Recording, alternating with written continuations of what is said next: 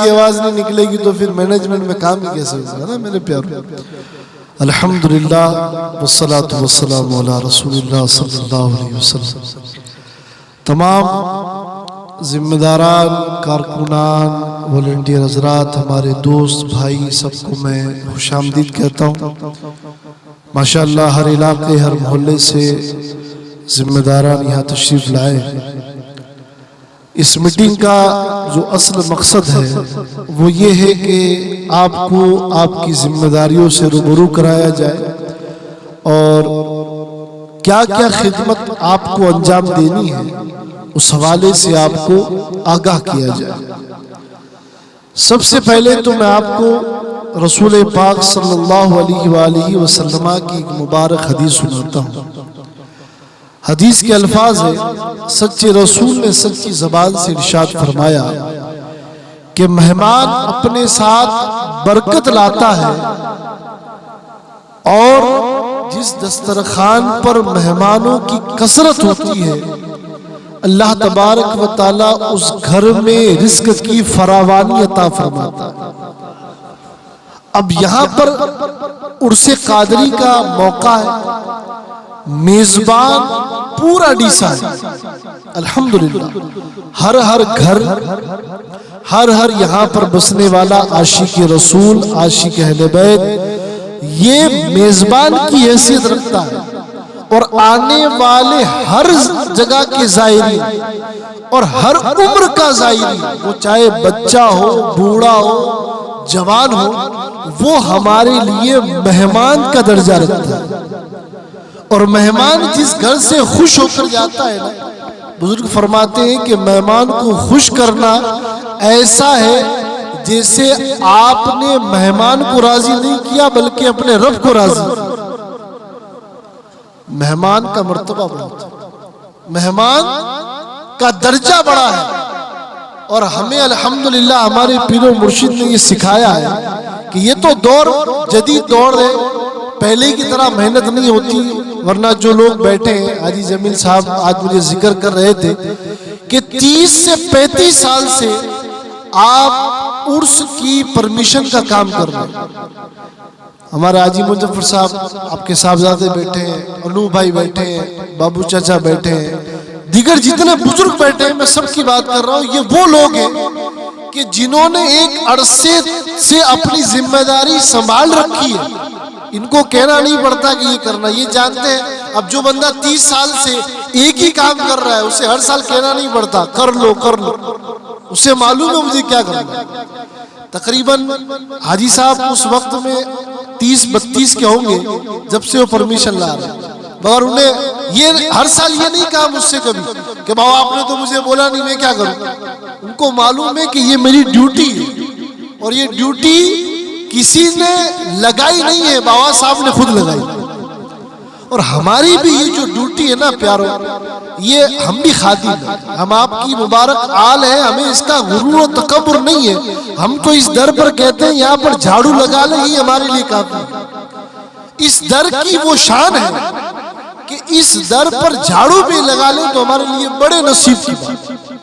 تو اللہ کا فضل ہے کہ ہم ڈیسا والوں کے لیے تو دو سہارے ہیں، اردو سیاں پیا رحمت اللہ علیہ جلوہ افروز ہے، اور آپ کی مبارک آل۔ اب والد بزرگوار اللہ آپ کی عمر میں صحت میں برکت دے، ایک عمر تک آپ نے کام کیا، اور ایسا کام کیا کہ ہم اس کے آگے وہ آسمان ہے، ہم زمین ہے۔ ہمارے بزرگوں نے جو کام کیا ان کی مثال آسمان کی طرح ہے، ہماری زمین پر پڑی ہوئی خاک کی طرح، مگر جتنا ہم سے اوپر ہم کر رہے ہیں، جتنا آپ سے اوپر آپ کر رہے ہیں۔ اب میں آپ کو ایک بات بتاؤں، مہمانوں کی فضیلت تو آپ نے سن لی، مگر آپ کو جو بلہ دیا جاتا ہے نا عرس قادری، فقط آپ کو بلہ نہیں دیا جاتا، وہ بلہ اپنے آپ میں ایک ذمہ داری ہے۔ بلہ لگانے کے بعد آپ کی باڈی لینگویج، آپ کی بات کرنے کا طریقہ، سلیقہ سب بدل جانا چاہیے۔ آپ بلہ لگانے سے پڑے ہوں گے ترم خان، بلہ لگا دیا، اب آپ اس بلے سے جڑ گئے، آپ پر ذمہ داری آ گئی۔ کسی نے کہہ دیا جی بھائی، جی بھائی، اور یہ حدیث کے الفاظ میرے آقا فرماتے ہیں جو بڑوں کا ادب اور چھوٹوں پر شفقت نہیں کر سکتا وہ ہم میں سے نہیں ہے، وہ ہم میں سے ہی نہیں ہے۔ جو بڑوں کا احترام اور چھوٹوں پر شفقت۔ میں نے رمضان میں بھی ایک تقریر میں کہا کہ ہمارے نوجوانوں کو یہ سیکھنا پڑے گا کہ اگر کوئی بوڑھا بزرگ آ جائے، ہم سے بڑا آ جائے، تو اپنی جگہ پیچھے ہٹ کر اسے آگے کر دیا۔ ہم تو کونی مارتے، ہم آگے رہیں گے، جوانوں کا دور ہے۔ نانا پیارے، جوانوں کا دور نہیں ہے۔ اگر آپ بزرگوں کا تجربہ لے کر نہیں چلیں گے، آپ کی جوانی کسی کام کی نہیں۔ آپ ہر کام آپ طاقت سے نہیں کر سکتے، آپ کو کچھ ایسے بھی کام ہے جس میں بزرگوں کے تجربوں کی ضرورت ہے۔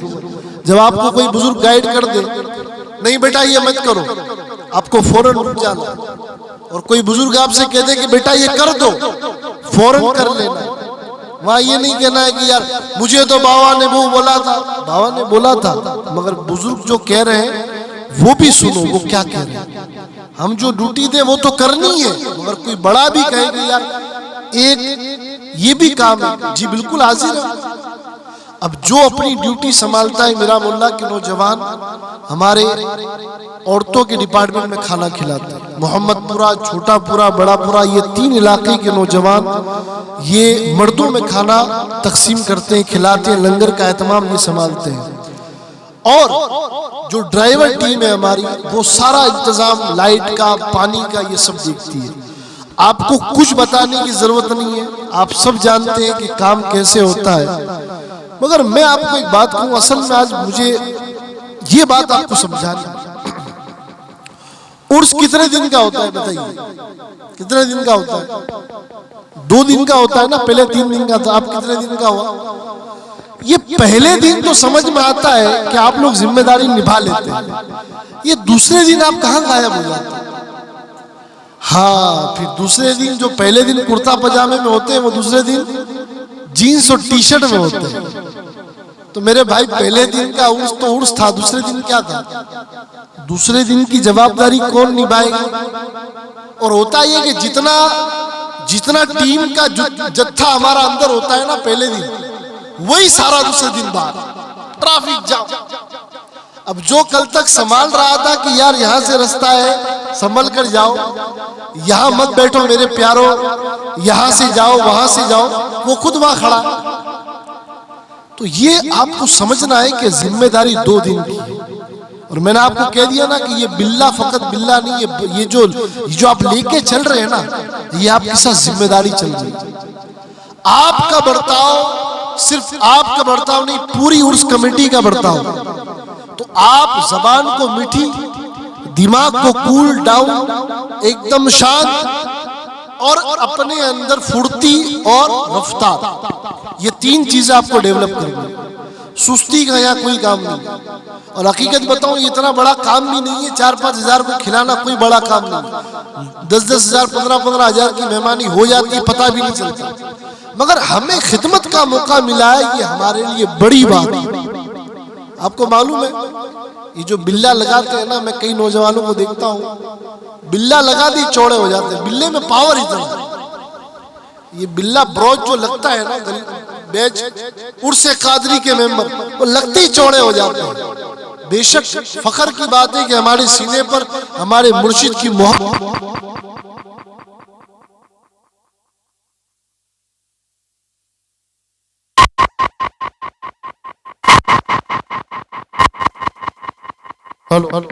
ہلو، یہ جو ذمہ داریاں ہیں یہ ہمارے لیے سب کچھ ہے۔ جو ذمہ داری نبھا لے گیا سمجھو کامیاب ہے۔ اور جو سب سے ضروری بات میں نے آپ کو بتائی کہ عرس میں 2 دن آپ ایکٹیو رہیں۔ ایک دن آپ کا ایکٹیو رہنا کسی کام کرنے، دوسرے دن میں خود بتا رہا ہوں، میں خود پریشان ہو جاتا ہوں، مینجمنٹ میں ہاہاکار مچ جاتا ہے، کوئی ہے ہی نہیں۔ کیسے ہو بھائی؟ جتنے کل تھے سارے آج باہر گھوم رہے، کوئی ملتا ہی نہیں اللہ کا بندہ، کس کو کام سونپو؟ تو آپ جب جڑے عرس سے تو سب کچھ بھول جائے، آرام بھول جائے، کھانا پینا سب بھول جائے۔ آپ کو 2 دن اپنے مرشد کو دے دینے، کیونکہ 363 اور 62 دن انہی کی چھتر و چھایا میں جینا ہے۔ تو تو کیا ہے کہ 2 دن ان پر قربان کرنے کوئی بڑی بات نہیں ہے نا. مرشد کے در پہ لوگ زندگیاں قربان کر دیتے ہیں. خواجہ خواجہ خواجہ معین الدین پاک نے 12 سال تک مرشد کے لیے انگیٹھی سر پر رکھی کہ کہیں میرے پیر کو گرم پانی کی ضرورت نہ پڑ جائے. تب جا کر آپ معین ملت و دین خواجہ خواجہ عطائے رسول عطائے حسین کے نام سے آپ مشہور ہوئے اور آج دلوں پر حکومت ہے. تو آپ کو میں صرف اتنا سمجھانا چاہ رہا ہوں, ہمارے ڈولیواس کی پوری ٹیم یہاں موجود ہے, آپس میں کوارڈینیٹ کرو, ایک دوسرے سے ملو. اور میں کڑوی اور سچی بات کہہ رہا ہوں, سب آپنے والے ہیں, منہ پہ کہہ رہا ہوں آپ سب کے سامنے, سب اپنے والے ہیں.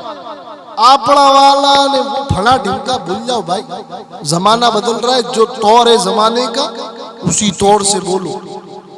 سب اپنے, لا الہ الا اللہ محمد رسول اللہ جس نے پڑھا وہ ہمارا ہے نا. انہیں ان کے ساتھ کوارڈینیٹ کرو. یہ بھی ہمارے درگاہ شریف دادا حضور, ان کے والد کی درگاہ کی ذمہ داری ان کو سونپیے. بولو کتنی بڑی بات کہ ان کی غلامی تو ہم کر ہی رہے, یہ بھی کر رہے ہیں, مگر ان کے بھی جو باپ ہیں ان کی غلامی اور ان کے وہاں سیوا کا کام ان کو سونپا ہے. یہ راضی رہے ہے نا. تو وہ اپنا کام کریں گے. وہاں کا ڈپارٹمنٹ پورا, عرفان بھائی, انو بھائی, ان کی ٹیم, جتنے بزرگ ہمارے بیٹھے ہیں, جابر بھائی نہیں آ پائے, ان کے چاچا وغیرہ بھی ہیں, وہ سب سنبھالیں گے. وہاں جائیں گے تو وہ میزبانی کریں گے, یہاں آئے تو یہ ہمارے اپنے, ان کو بھی ذمہ داری سونپو. المختصر مل جل کے کام کرنے سے کام آسان ہوتا ہے, اور کام کو بانٹ لیں گے. جس کو جو کام دیا ہے, جیسے محمد علی بھائی نے پچھلے سال بھی کہا تھا, جس کو سونپا ہے اس کام سے ہٹنا نہیں ہے. کھڑا کر دیا تو کوٹھی کی طرح گڑ جاؤ, وہاں سے ہلنا نہیں ہے. اپنے کام میں دھیان دو, دوسروں کے کام میں دخل نہیں دینا ہے. اور راجستھان کی جو مہمان آتے ہیں ان کے کھانے کا انتظام غوثیہ مدرسے میں ہوتا ہے. اس کی بھی پوری ایک ٹیم ہے جو وہاں کام سنبھالتی ہے.